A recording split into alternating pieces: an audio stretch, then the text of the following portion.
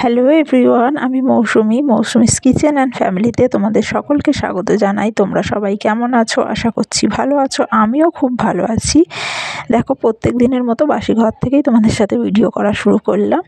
এখন আমি ঘর গোছাবো, আর দুই মেয়ে বিছানায় বসে খেলা শুরু করেছে। এখানে দেখো, আমি ব্ল্যাঙ্কেটগুলো ভাঁজ করছিলাম। আমার একার হাতে গোছানো আর একার হাতে ভিডিও করা তো সম্ভব হয় না, সেই কারণে আমার বড় মেয়ে বলল, দাও মা, আমি ভিডিও করে দিচ্ছি। তো ক্যামেরা ধরে আছে, আর যেহেতু এক হাতে সম্ভব হয় না, সেই কারণে রোজ তোমাদের সাথে ভ্লগ শেয়ার করতে পারি না। আজকে মেয়ে বলল বলেই সম্ভব হলো। দেখো, আমি বিছানা গুছিয়ে নিচ্ছি। আর শীতকালের বিছানা মানে প্রচুর লেপ কম্বল মেলা থাকে। এখানে মেয়ে গোছাতে দেবে না, তাই বারবার এসে আমাকে বিরক্ত করছিল। আমি বারবার গুছিয়ে রাখছি আর ও বারবার ফেলে দিচ্ছে।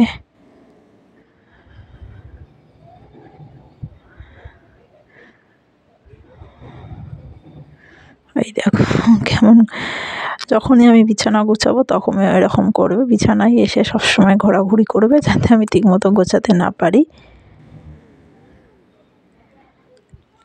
বিছানা গোছানোর পর আমি ঘর ঝাড় দিচ্ছিলাম। আমার মেয়ে তখন বায়না করলো যে আমাকে কোলে নাও। আমার ছোটো মেয়ে, যখন আমি কোনো কাজ করি বেশিরভাগ কাজ ওকে কোলে নিয়েই করতে হয়। তো প্রত্যেক দিনের মতো আজকেও কোলে নিয়ে ঝাড় দিতে হচ্ছে। বিশেষ করে ঝাড় দেওয়া, ঘর মোছা, এইগুলো যখন করব না, তখন ওকে কোলে নিতেই হবে। খুব কম হয়তো কোলে ওঠে না। দেখো, কোলে নিয়ে আমার ঘর ঝাড় দেওয়া হয়ে গেল। যেহেতু রেগুলার নিয়ে করি, তাই অসুবিধা হয় না। এরপর আমি চলে এসেছি, চা খেয়েছিলাম, সেই চায়ের বাসন ছিল, সেইগুলো ধুতে চলে এসেছি। এখানেও মেয়ে এসে আমার ভিডিও করে দিচ্ছে। আমি বুঝতে পারিনি প্রথম দিকতে যে মেয়ে ভিডিও করছিল।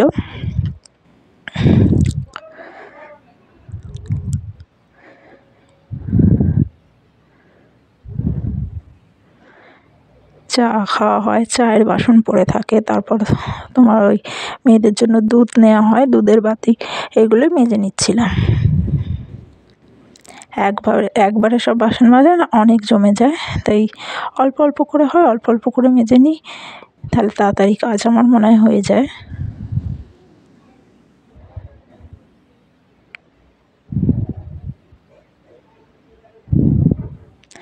আজকে শুধুমাত্র সকাল থেকে দুপুর পর্যন্তই ভিডিও তোমাদের সাথে শেয়ার করছি।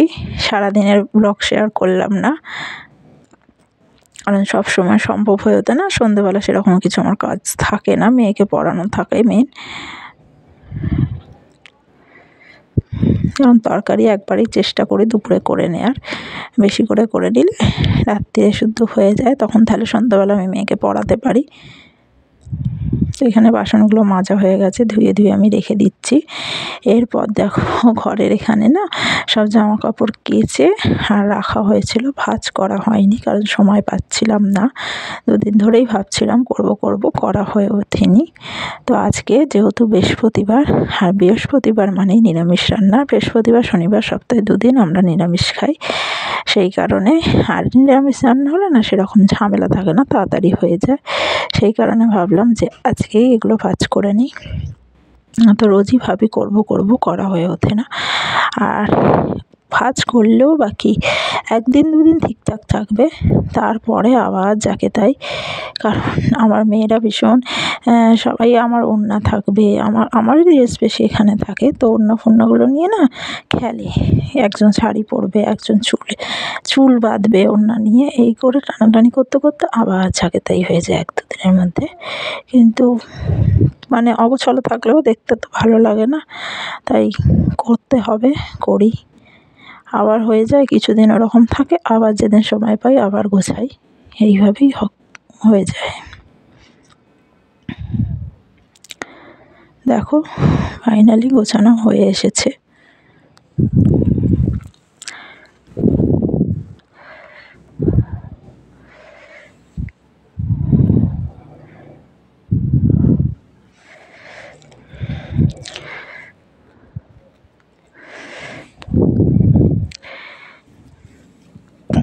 গোছানো আমার হয়ে গেল। এরপর ছোটো মেয়েকে চান করাবো, তাই এখানে ওকে তেল মাখাচ্ছি। আর ও কিছুতেই তেল মাখতে চায় না, আমি কোনোভাবেই ও ম্যাসাজ করতে পারি না, ওই কোনো রকমে জোর করে করে মাখাই, কারণ ও বাথরুমে ঢোকার জন্য তাড়াহুড়ো করবে যে কখনও বাথরুমে ঢুকবে, কিন্তু তেল মাখতে চায় না। আর স্নান করে এসে যখন মোছাবো তখন মুছতেও চায় না, কিন্তু জলে যতক্ষণ থাকবে খুব ভালো। তো এখানে দেখো আমি টিফিন খেয়ে নিচ্ছিলাম, 1 পিস রুটি আর আলু সিদ্ধ মাখা। যেহেতু আজকে ঘর ফর গোছানো হয়েছে, প্রচুর কাজ ছিল, সেই কারণে কোনো তরকারি করা হয়ে ওঠেনি। আর আজকে বৃহস্পতিবার, নিরামিষ খাবো, তাই ডিম ভাজা আর করলাম না। ঘরে আলু ছিল, আলুই তাড়াতাড়ি করে কেটে সিদ্ধ করে নিয়েছি, তাই দিয়েই খেয়ে নিচ্ছি। আর মেয়েদেরকে করে দিয়েছিলাম হচ্ছে পাস্তা। এরপর আমি ঘর মুছে নিলাম। তো প্লিজ তোমরা ব্লগটা কন্টিনিউ দেখতে থাকো, পুরোটা দেখো এবং আমাকে লাইক কমেন্ট করো এবং সাবস্ক্রাইব করো, আমার পাশে থেকো।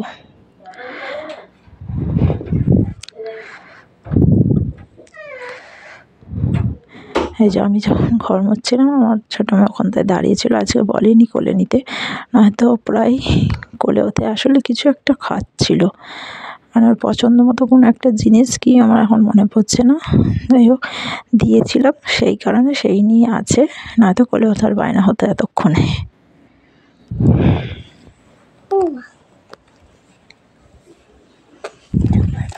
দেখো চান করা হয়ে গেছে, এসে আমি ক্রিম মাখছি, সিঁদুর পরে নেবো।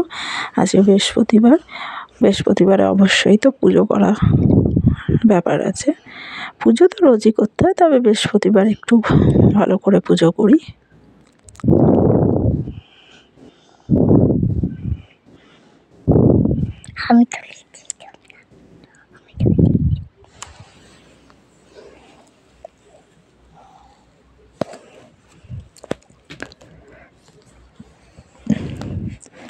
এখন পুজো করা হয়ে গেছে।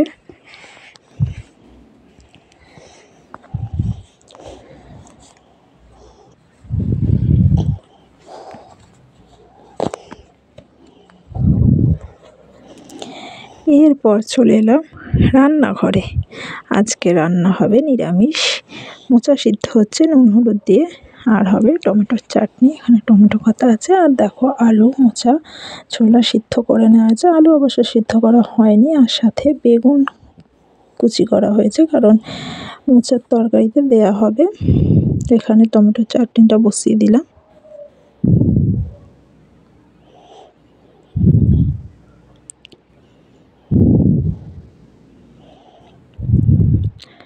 হয়ে গেছে, এবার নামিয়ে নেব।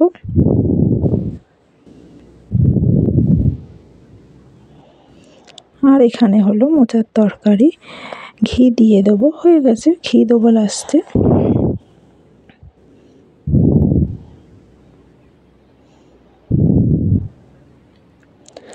আর দিয়ে দেব গরম মশলা গুঁড়ো।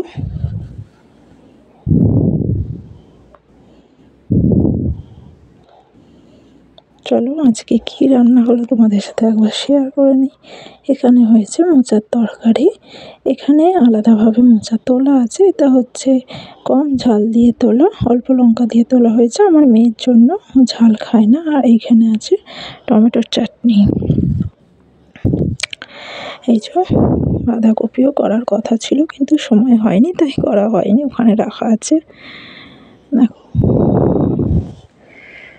এরপর সবাইকে খেতে দেওয়া হবে, তাই তরকারি তুলে নিচ্ছি। আর এখানে ভাতে দেওয়া হয়েছিল শিম আলু ভাতে, ঘি দিয়ে খাওয়ার জন্য, যেহেতু সেরকম কিছু রান্না করার সময় হয়ে ওঠেনি, তাই